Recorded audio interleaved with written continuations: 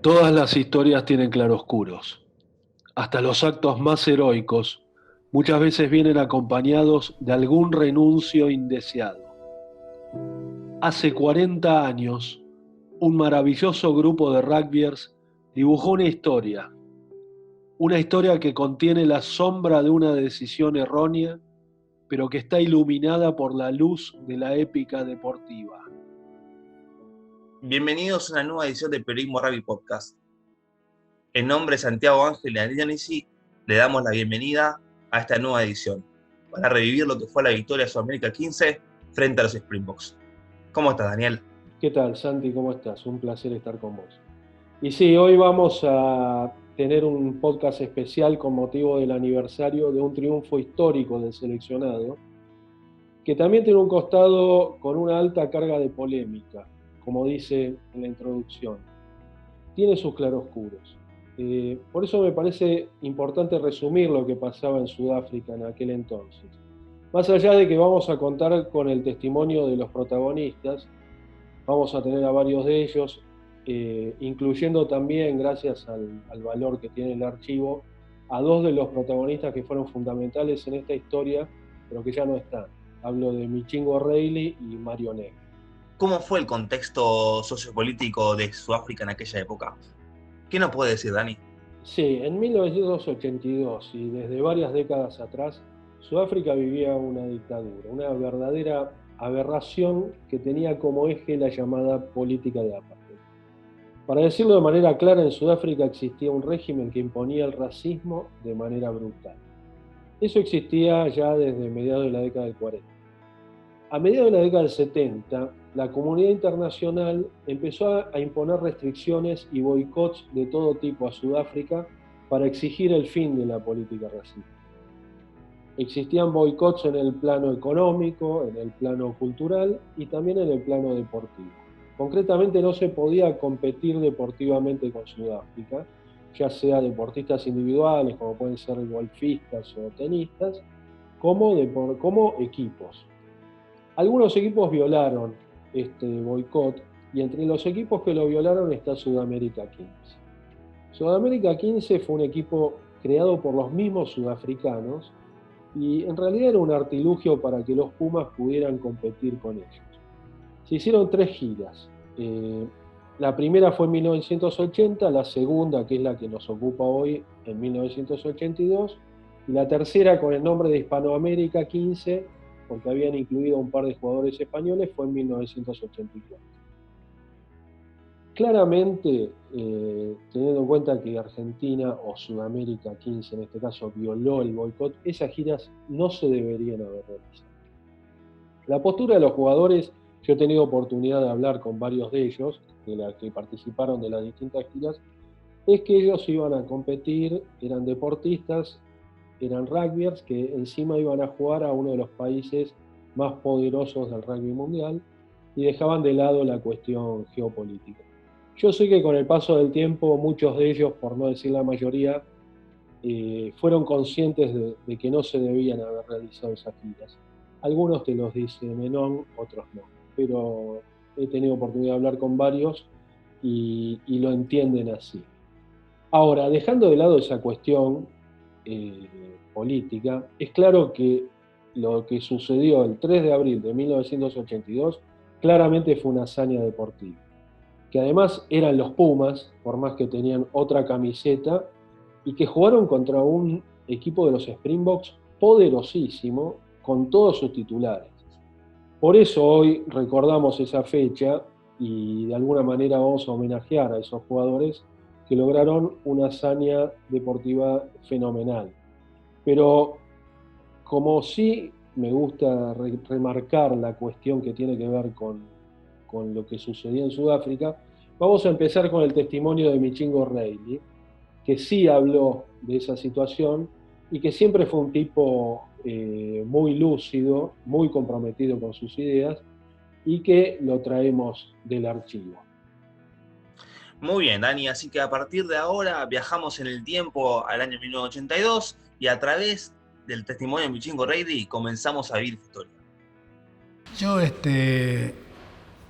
obviamente revisé mucho, vos sabés, conocés mi trayectoria y sabés cómo pienso. Y no sé si sirve decir que me arrepiento, ¿viste?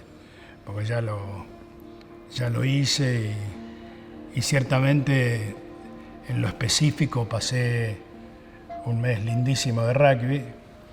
Fui testigo de lo que ocurría en una sociedad fracturada, en una sociedad donde los que no eran blancos sufrían una segregación cierta, dura, difícil, complicada. Estábamos en East London y Cacho Martínez, que era el manager, llegamos medio tarde y subimos a un auto que decía Only Blacks, un taxi. Y el tipo igual no subió. Y cuando estábamos como a 300 metros del hotel, que estaba medio en un descampado, enfrente al mar, pero medio con unos baldíos, el auto paró y nos hizo bajar ahí, que bajáramos ahí y que fuésemos caminando, porque el tipo no quería que llegara al hotel con nosotros porque le iban a hacer una boleta.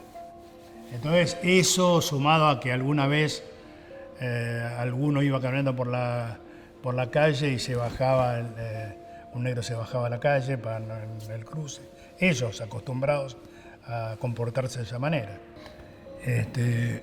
Pero te digo que no tomé exactamente en ese momento, en el 82, no tomé exactamente el peso de la decisión.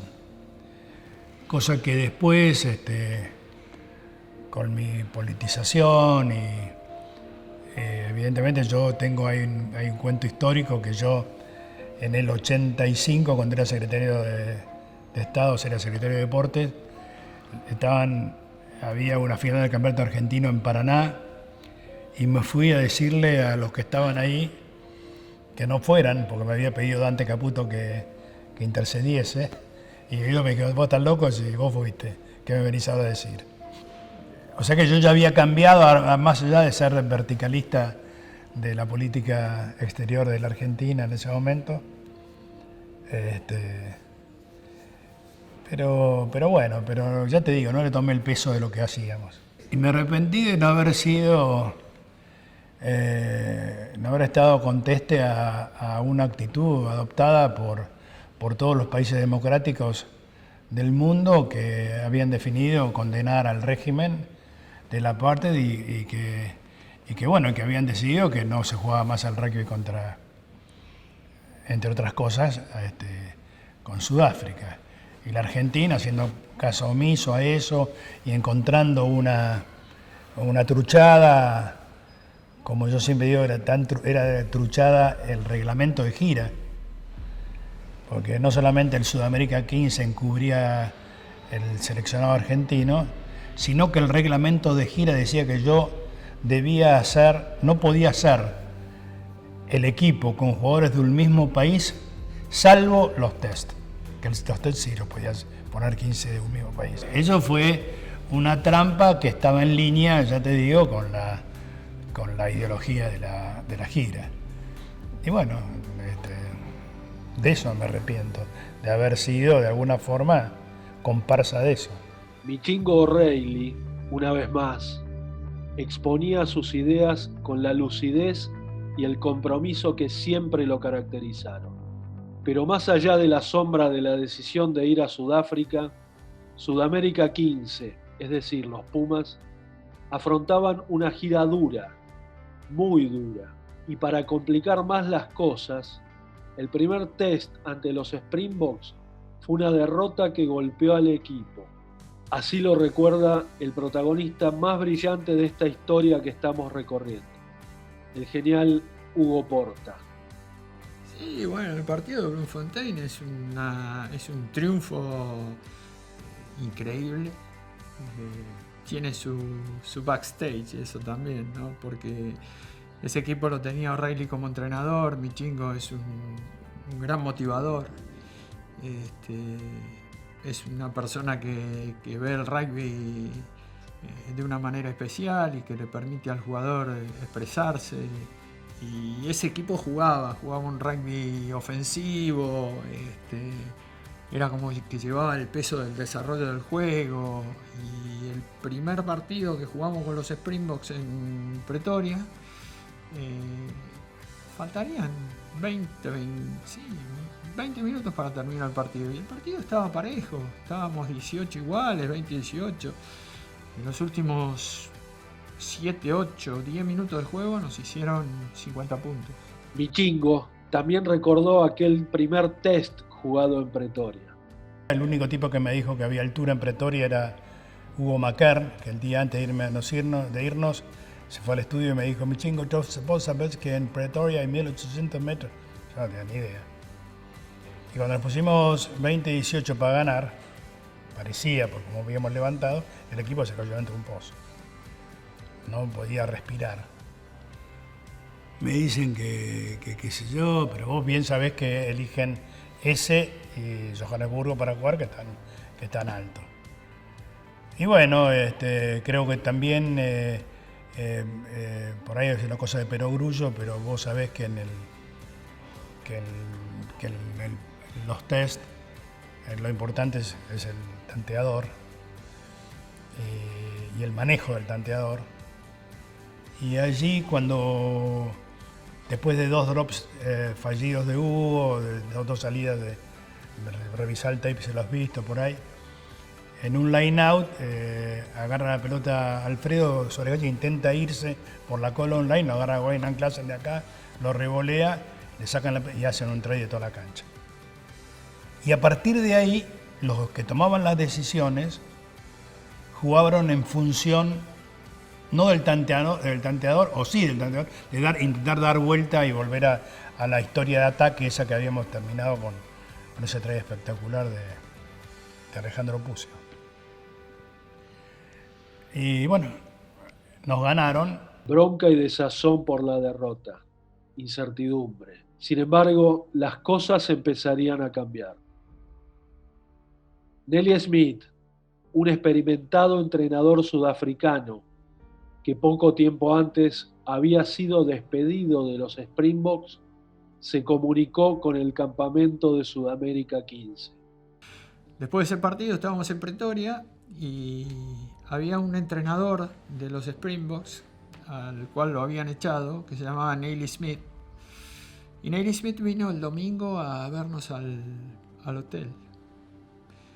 Vimos el partido con él, el video, y el tipo nos dio su parecer, nos dijo: mirá, me parece que ustedes llevan todo el desgaste del juego y cuando tienen que defender no pueden tener la contundencia que tienen que tener. Entonces lo que hay que hacer es, o lo que haría, dijo él, es desgastaría menos al equipo, jugaría un poquito más táctico, patearía un poquito más, pondría la pelota atrás del pack de los Springboks porque ellos son mucho más pesados que ustedes y defendería mucho. Y bueno, O'Reilly lo escuchó y esa semana entre todos se decidió, bueno, cambiamos la táctica.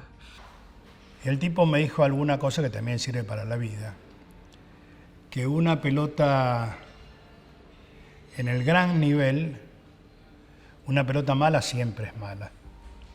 Y una pelota buena, atento a la presión existente en esos partidos, también se puede convertir en mala. Entonces me dijo: vamos a casa si querés y revisemos esto que te estoy diciendo. Y se refería exactamente a lo que te dije, la toma de decisión de pelotas, que en función de tratar de revertir a toda costa el resultado, o el tanteador, nosotros los que tomaban las decisiones por ahí arriesgaron de más. Y entonces yo cuando vi de nuevo ese día ahí, me quedé con el coco que si esto lo cambiábamos, me parece que le podíamos ganar. Los consejos de Nelly Smith, más la capacidad para escuchar y la aptitud motivadora de O'Reilly, cambiaron el ánimo del plantel. La sangre ganadora empezaba a arder en el espíritu de guerreros como el Tano Marcelo Lofreda. Michingo hizo un trabajo increíble desde el punto de vista mental en esa semana previa al segundo test match. Sabiendo con qué nos habíamos encontrado, esa siguiente semana, que fue la previa al partido de Bloemfontein, recuerdo que Michingo, más allá de la dureza de las prácticas, él habló mucho desde el aspecto mental, mucho del aspecto actitudinal. Y creo que también agregándole a eso el aporte de muchos jugadores que ya eran más experimentados dentro del equipo, realmente creo que fuimos más allá de una idea de juego que teníamos pensada, estábamos preparados para todo, para inmolarnos en la cancha. Como dice el Tano, la actitud para afrontar el partido era innegociable, pero ese coraje iba a recibir una inyección extra que venía de la Legión. La Legión era el equipo B, el que acompañaba a Sudamérica 15 jugando los partidos de entre semana en los lugares más recónditos de Sudáfrica. La cuestión es que los legionarios llegaron invictos al final de la gira y 3 de ellos disfrutaron del premio de jugar el segundo test. Uno era el capitán de la Legión, el inolvidable Mario Negri. Y yo estaba tan convencido, porque yo venía de ganar todos los partidos, inclusive el del último miércoles, y para mí era tocar el cielo con las manos, jugar en Sudáfrica el segundo test contra Sudáfrica, convencido de que podía ganar. El incorporar gente que estaba convencida que podía ganar y que veníamos virgen de comernos 50 puntos, ¿no? Hay mucho de transmisión entre los más jóvenes y los más experimentados. Y Giorgi había jugado el primer partido y le dolía hasta el pelo. Y en el vestuario Giorgi me miraba y yo le decía, hoy los matamos, Giorgi, hoy los matamos. Y me decía, sí, por adentro pensaba, que me lo confesó muchos años después, este pibe no entiende nada, ¿no? No sabe lo que es jugar contra estos flacos. Y otro legionario que jugó el partido histórico fue un rubio de San Martín de 19 años que esa tarde debutaba en el seleccionado. Su nombre, Serafín Dengra. Bueno, la verdad que fue increíble ese partido, fue una cosa impresionante. Entrás a cancha, Bloemfontein, una cancha de 70.000 personas, impresionante. Me acuerdo que entro a la cancha y ahí estaba toda la tribuna con la gente, con los negros, otra tribuna de blancos. Y bueno, todo era impresionante, todo lo que fue. Bueno, me acuerdo de eso, fue muy emocionante. Ya entré al partido y jugué un gran partido. Todo estaba aceitado, el ánimo de los jugadores por las nubes. Sin embargo, apenas unas horas antes del gran partido, noticias inquietantes llegaron de la Argentina. Así lo recordaron el capitán Hugo Porta y el entrenador O'Reilly. Una fecha difícil de olvidar también, porque fue el 2 de abril de 1982, que fue el día que comenzó la guerra de Malvinas. Esa mañana, Vélez Artúa, que era un militar retirado, vino al cuarto a decirme, mirá, no sé si vamos a jugar el partido porque estamos en guerra con Gran Bretaña. Y le digo, ¿pero de qué me estás hablando? ¿Estás loco? No sabíamos de la magnitud que tenía esto hasta que llegamos acá. Tanto así que hubo alguna ida y venida de jugar, no jugar. En algún momento nadie de la Cancillería ni de la Embajada se acercó a nosotros. No estábamos en Bloemfontein, que era lejos. Y lo único que lo que sí me acuerdo es que después del partido, en el tercer tiempo, con algunas copas encima, parado arriba de una mesa, el comandante en jefe de la Fuerza Aérea sudafricana brindó por la invasión argentina a las Falkland Islands, textual. Que los tipos evidentemente exhibían así sobre todo que eran boers, su cosa anti-británica. El 3 de abril de 1982, los Pumas, con la camiseta de Sudamérica 15, salieron a jugar un partido que quedaría en la historia del rugby argentino. Así se planteó el juego según Rafa Madero. Y recuperarnos de la manera que nos recuperamos, jugándole de igual a igual, perdiéndole el respeto a lo que representa jugar jugar contra los Springboks. Siempre fuimos para adelante, siempre tuvimos buena defensa, buen apoyo, buena inteligencia para jugar el partido ese. Mira, principalmente el que era capitán y estratega del equipo era Hugo Porta. Jugaron varios de los que fuimos a la gira del 80, repetimos con el Tano Lofreda, Alfredo Suárez Gache, era Medios Crown, Tato Sanguinetti y Guillermo Barón era el otro win, estaba Alejandro Pucio también que había jugado, forwards experimentados porque estaba el Flaco Ure, estaba Mario Negri, estaba Botarini, Perica. Creo que había jugadores de experiencia con Michingo Reilly encabezando como entrenador, head coach. Así que había figura, la principal figura era Hugo porque él ya tenía más trayectoria en el seleccionado, pero ya veníamos de 4 años de grupo bastante afianzado que terminó resultando ser un muy buen equipo con buenos resultados. Y bueno, creo que teníamos que meterle esa cuota superlativa de esfuerzo para el segundo partido, de jugar inteligentemente, y creo que así se jugó muy junto con los forwards siempre yendo para adelante y pegado a las formaciones y atacando por el eje de las formaciones, y con Hugo Porta que siempre cercano, jugando en territorio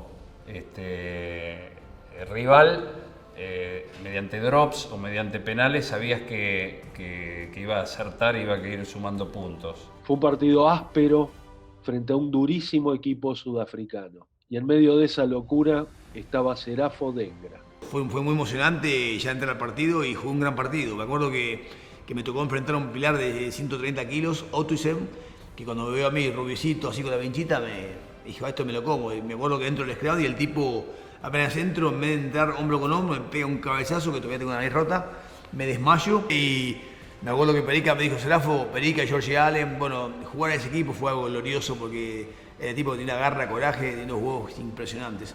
Y me quedó sangrando la cara y Perica me dijo, Serafo, matalo. Agarré, me levanté, me agarré Perica, entré al escrón, le pegué yo otro cabezazo. Acá al tipo y el tipo se levanta así medio sangrando y me dice, ok, 1-1, una y una, y yo miré el cielo y listo. Menos mal porque me mataba. Y ahí empecé a jugar, me acuerdo que agarré un par de pelotas, viste, en la line, iba a chocar, y después hasta saltaba, viste, como tipo un canguro, porque había que usar todas las tácticas y eran todos fuertes, eran un pack de ellos, me acuerdo Dutois, el pilar derecho de Dutois, 130 kilos, al izquierdo Otuisen, después Mullman, un granjero gigante, Klassen después se jugaba el otro tercera línea, un rubio impresionante, no me acuerdo el nombre ahora, era un par de gigantes, le ganaba 21-12 y bueno, imagínate, ahí me marcó, fue el primer partido, el primer test match que jugué, que éramos 15 Pumas con otra camiseta y le ganamos, así que tuve mucha suerte. La lucha cuerpo a cuerpo, hombre contra hombre, se daba en toda la cancha. Había que inmolarse despreciando el físico propio y así lo entendía el Tano Lofreda. Nosotros ahí estábamos para inmolarnos, y te lo digo con esa palabra porque sinceramente era lo que nosotros pensábamos. Podía llegar a pasar cualquier cosa físicamente. Me inmolé yo, pero se inmolaron todos también. Todos nos inmolamos. Sabíamos que había que taclear con y sin pelota. En ese momento todavía era lícito, si querés llamarlo, o legal. Los referees no, salvo que fuera demasiado tardía la situación de contacto o el tackle, te podían cobrar penal, pero si era más o menos casi simultáneamente, un poquitito después que pasaba la pelota, vos te lo podías llevar puesto al centro contrario. Y yo recuerdo a Danny Herbert era un tanque, como bien decís, era un tanque blindado, era un tipo de 110 kilos, que levantaba una velocidad, en 11 segundos hacía 100 metros, ¿viste? Era una cosa impresionante con unas destrezas, en realidad no tantas destrezas, pero se ponía la pelota bajo el brazo y había que pararlo.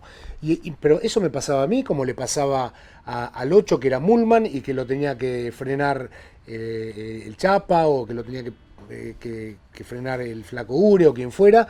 La actitud y la locura de los argentinos fue una característica que sorprendió a los sudafricanos.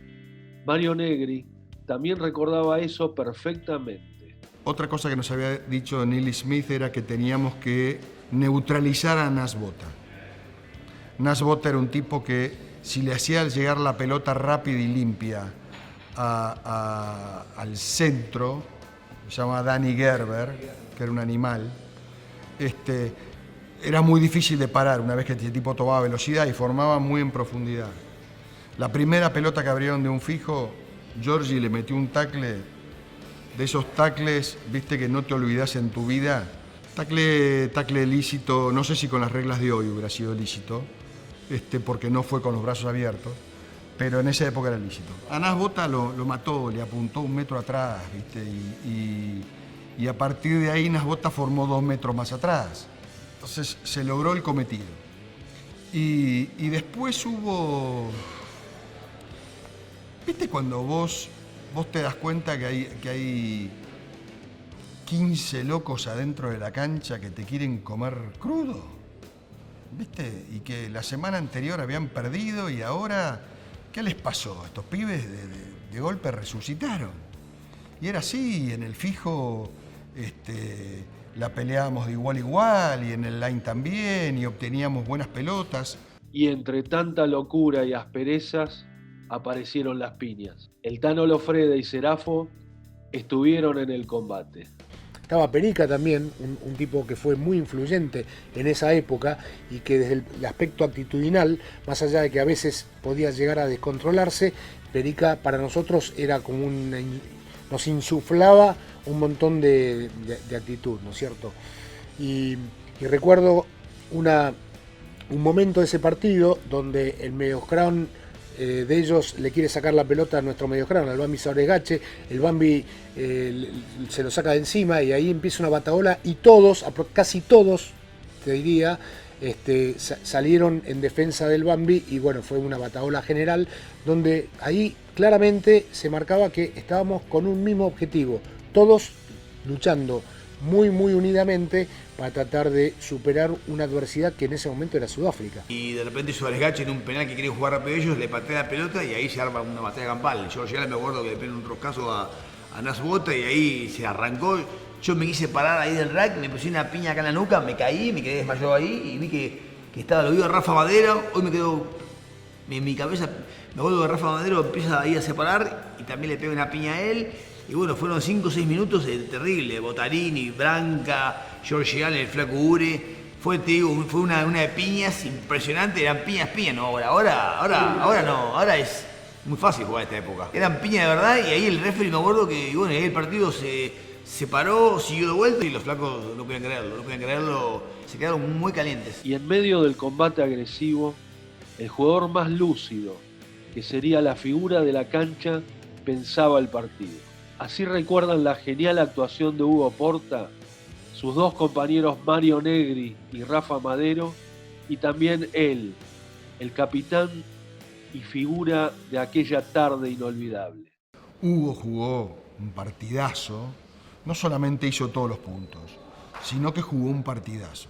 Se dio que él hizo un try y que él marcó todos los puntos de ese partido, así que para Sudáfrica lo tuvieron de ahí en adelante como el jugador que los venció a los Springboks. Por eso después le tocó ser en su momento fue embajador de Sudáfrica, porque creo que cuando Menem preguntó a ver quién era la persona que más conocían los sudafricanos, lo conocían a Hugo Porta. Parte por esa tarde en Bloemfontein del triunfo que tuvimos contra los Springboks. Es una historia, la verdad, el haber hecho todos los puntos y haber hecho puntos de todas las maneras posibles. Bueno, como récords el partido los tiene todos. Y bueno, les ganamos.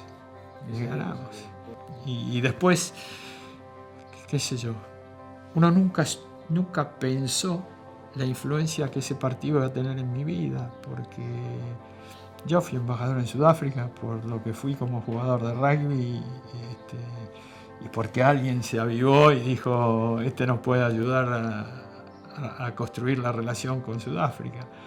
Pero bueno, la influencia que tuvo ese juego, ¿no? Porque ganar ese partido hizo que después, bueno, fuera del embajador en Sudáfrica, vivir ahí con mi familia durante muchos años. Fue un triunfo histórico y legendario. Pasaron 40 años y el recuerdo de aquella tarde de Bloemfontein sigue marcado a fuego en el alma de los protagonistas. Para nosotros éramos Argentina, éramos los Pumas, que hayamos cambiado de camiseta o que estadísticamente no haya quedado como un triunfo de los Pumas, me parece que a nosotros no nos influyó.